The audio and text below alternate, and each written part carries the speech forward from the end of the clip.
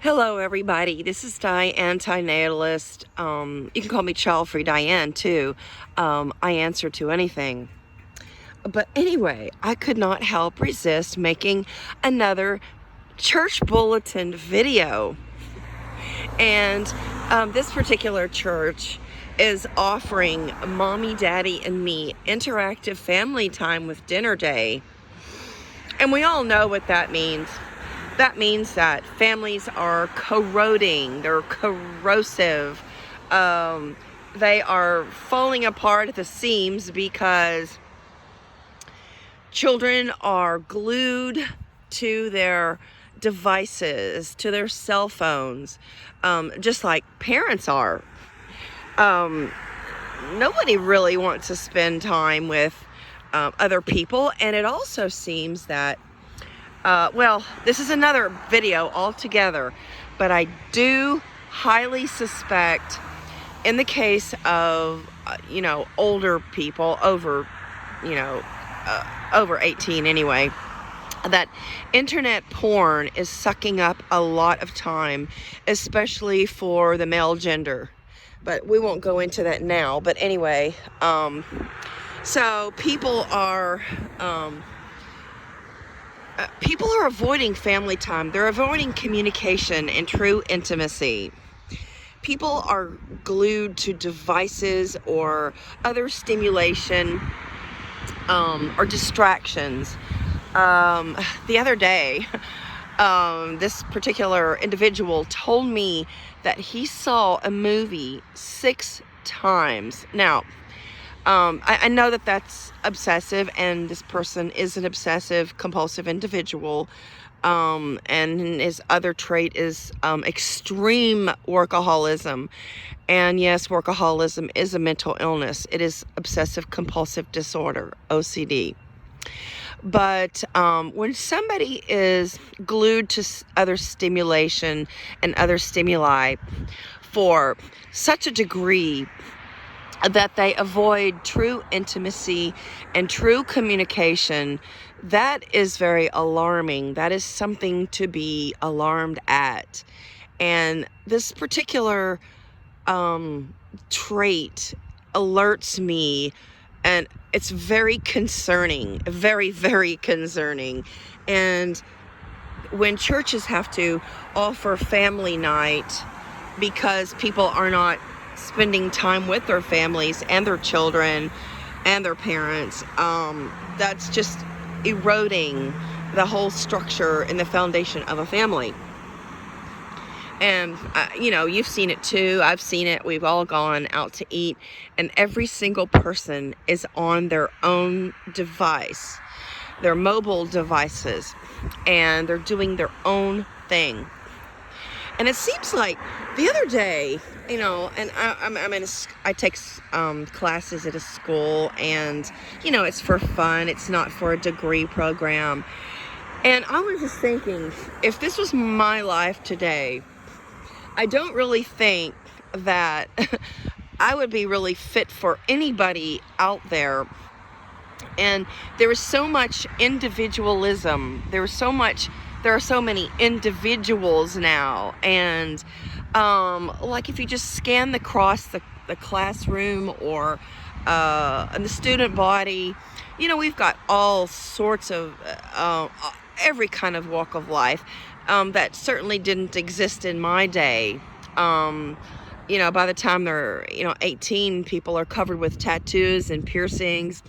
And more often than not, people have shaved heads, if they're a woman, or, pink hair, purple hair. And don't get me wrong, hey, I love pink and purple hair. It's just a matter of acceptance and tolerance has gotten to a level that has made everybody so individualistic and so extremely different from the next person. But anyway, even music tastes are extremely varied now. Now, when I was growing up, we had country music, we had soft rock, pop rock, we had classic rock or Texas rock, ZZ Top, for instance, or Van Halen, those kind of things. Rolling Stones. But now there are so many choices, and information out there is just at your fingertips. You can, somebody may be into Hindu music or music from another culture or in a different language. Now, I love Tejano and I love ranchero music, Alejandro Fernandez, and his dad, of course, from Guadalajara. And so, yeah, as time has progressed, I have also become more of an individualist. But I'm seeing that I also relate to fewer and fewer and fewer people because of this individualism and because of everything being at our fingertips and information out there, which is luring us. It's almost like a devil, all of this information and distraction. And getting back to somebody who does something compulsively, like, yes, watching a movie 6 times, and we're talking over a 2-hour movie, so that's, let me see what that is, maybe 14, 16 hours of a movie, and that movie time was spent not with another soul. It was spent, in a dark cinema, alone, and introverted, and closed off, and secretive, and not engaging with other people. So that's the reason why churches are finally, addressing this concern with the Mommy and Me Interactive Family Time Dinner. Now, on the other side of the bulletin, we have Healing the Wounded Soul Conference. Well, I think that would speak to just about everybody. Everybody's soul is wounded, correct? And most people that did feel wounded were wounded from their biological household or their household that they grew up in. Whether it's nature or nurture, you are going to be affected. And, Google "this be the verse," and it will clarify what I'm talking about. But yeah, family patterns from your childhood home will be with you until the day you die. And those family patterns can corrode your current relationships. Nothing else in life will affect you so much as your family of origin that you grew up with, unless you've experienced extreme trauma and extreme abuse in your lifetime. The only thing I can think of just at my fingertips is somebody who is, possibly imprisoned unfairly in another country and was, possibly raped for years. That would be an extreme abuse, and that would definitely cause, lifetime trauma. But your childhood home, your childhood parents, mother and father, whoever, if it was a single mom or a single dad, the one who had most control of you growing up is the one who's going to have abused you, and that's particularly your mother. It's most mothers who are going to have done the damage because they were near you, around you, and they developed you and they nurtured you or didn't nurture you. Now, a lot of people had very abusive fathers, whether they were alcoholics or, very, very abusive, and, harmed the mother or the children. Domestic violence, extreme domestic violence, that would be a cause that, for traumatization. But every single person has trauma and some sort of abuse, whether it's sexual, emotional, or psychological, physical, in their family of origin. And healing the wounded soul basically speaks to everybody. The one thing I do want to say in conclusion of my video is that this church is not addressing the core reason and the core the core foundation of all of these problems, and that is reproduction. Gosh, I just wish I could just change these letters up there and place the words placing a child into existence would wound their soul and create division. Yeah, that sounds pretty good. Create division. And families are so divided now. And with media, with information, and with the internet, there are so many niches for someone to become an individualistic. And, I have no clue what the children of today are going to grow up to be, because they are not, they're not cooperative or engaging. They're not welcoming. I would say they're just not welcoming, and they really don't discuss things and communicate like my generation did and other generations did. They're basically communicating with their devices.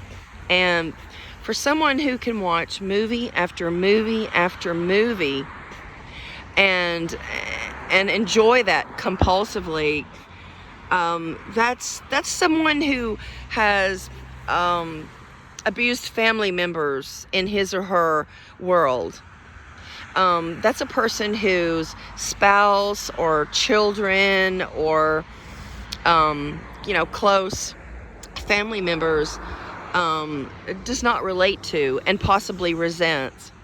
And the people growing up today, especially the millennials, when they've had information at their fingertips and disposal, they can dispose of friends on Facebook just with a snap of a finger, or they can ghost people, like, a girlfriend, a boyfriend, or even a family member. You just turn their back on them and just totally walk away.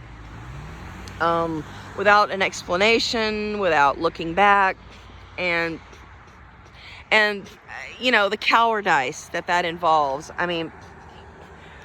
In my day, if somebody really didn't, want to befriend somebody, or, I know that one time I had a boyfriend, and we were just kind of, falling by the wayside, and we weren't really, connecting anymore. And we just had a discussion like, we'll just kind of date other people or go on our way. And the relationship really wasn't going anywhere. But we had a discussion. It wasn't like we had the internet to ghost one another. And ghosting is very cowardly, or I would say fading away from somebody and actually lying, saying like, I'm busy.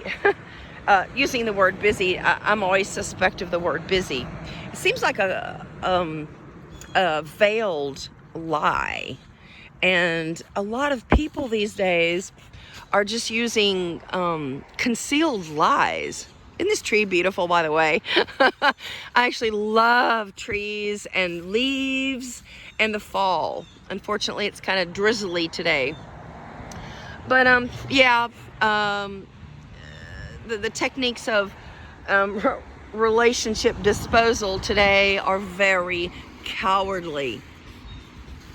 And people, especially young people, they just move on to the next person.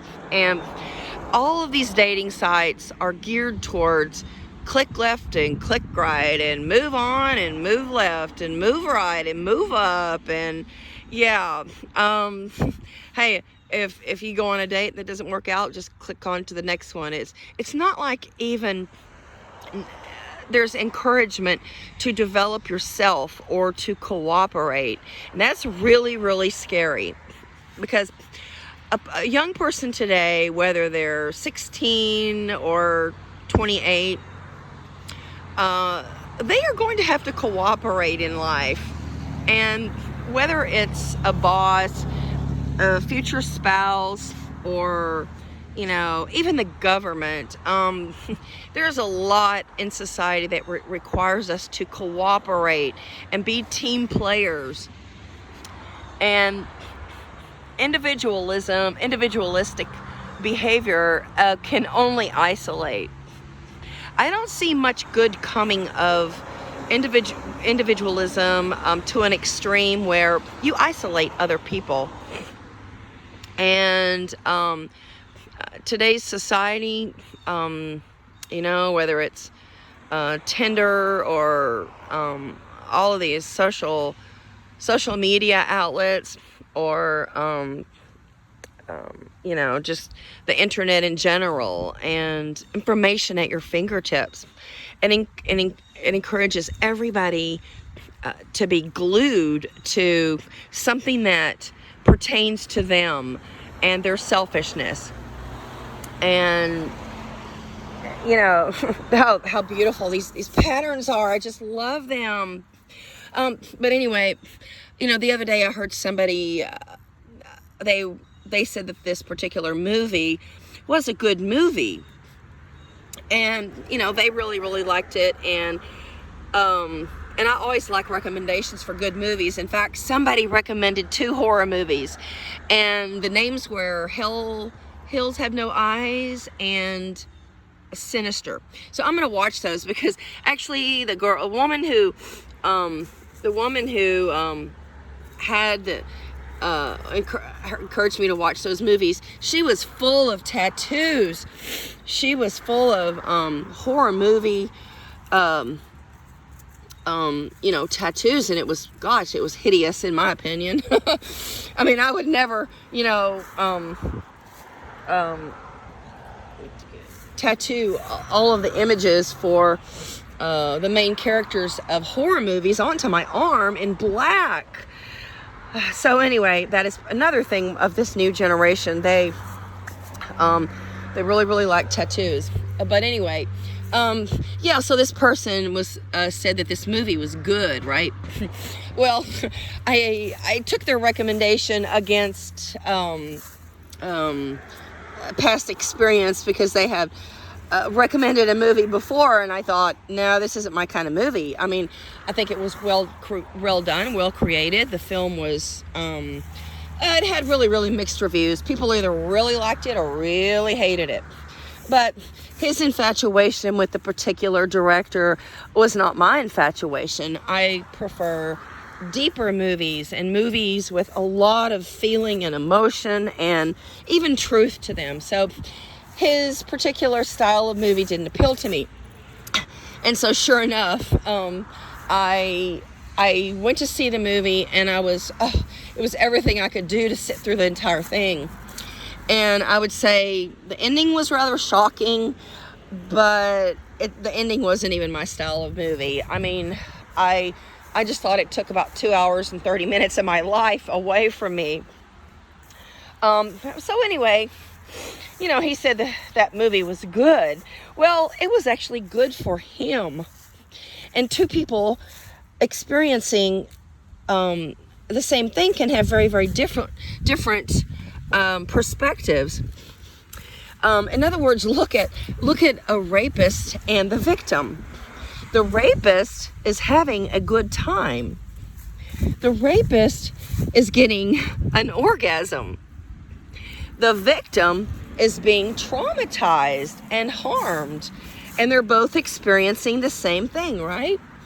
And that just connects me to the porn issue again, because somebody who is being degraded and spit upon, or tortured, abused, the hair being yanked, sodomized, shot with bullets, or slapped, that is not fun for that person. The person who watches that and gets off on that, and gets an erection, or actually gets arousal from that, is very concerning. So Anyway, yeah, there are two perspectives to everything, and just because you really, really like Head west on Salem Lane, then turn right to stay on Salem Lane. Just because you really, really like a movie or anything in life. Let's say you like chocolate. You say you like milk chocolate. Somebody else likes dark chocolate. Somebody else hates being outdoors when it's drizzly and cool. Turn right to stay on Salem Lane, then Like turn I right am onto today. Pennsylvania 910 East. Yeah, I love picking. I just love these leaves. I'm just gonna take a few home and I don't know, maybe photograph them creatively or do paint some chocolate on them to, for the veins in the particular leaves. But yeah, people's perspectives are very, very different. And nowadays, with exposure to media and outlets such as the internet and, sorry to say, Pornhub, with all of those different outlets and just opportunities for people to be compulsive, it's very alarming. And yeah, this video kind of rambled on, but it kind of hopefully it kind of came together. I hope it made sense. But it's quite alarming the way society is going. Compulsive behaviors are very alarming when they can hurt other people. And as the church sign said, they're actually creating dinner nights for families to be interactive. And churches are always addressing, whatever's going on at the particular generation, be it drugs or, crime, violence, whatever, distractions. And, right now, children are very, very distracted, and they're thrust into a world with so much, so much information out there, and so many things to lure them and connect them wrongly and connect them in ways that aren't healthy. So that's just a very strong concern of mine. And good old-fashioned communication, was definitely healthier. And I'm afraid that some people grew up in homes where there was such poor communication and they were shut down from communicating, and parents did not even model communication. And in today's society, a parent who is busy at work and wants to come home and wind down with hours and hours of being on the internet or even watching movies on the internet on their iPads at home, that is a parent who is not communicating with their child. And that's a parent who is teaching their children that communication is not important. So, yeah, the majority of your abuses are going to come from your family of origin, your childhood home. And I can say one thing about my family, and I did not come away with great impressions of my biological parents and the ones who raised me, but we did communicate. We were allowed to be expressive and to be vocal, and we were encouraged to be vocal. We had family meetings. We were asked how we felt. Actually, both parents asked us how we felt. And I think it would be very damaging and psychologically hurtful if a parent dissuaded their children from communicating and talking and to shut them down or silence them. I was not silenced. My brother was not silenced. There was a lot of other problems, of course, but the fundamental need to express oneself and to be validated was at least something that took place in my household. But I don't think in today's society that children growing up in the age of the internet, I don't think it's something that children are going to be feeling, and that's validation acceptance, and the ability to express themselves. And when the church has to pick up the pieces, it's too late. And yeah, I'm really sad for that, because the church isn't doing its job either.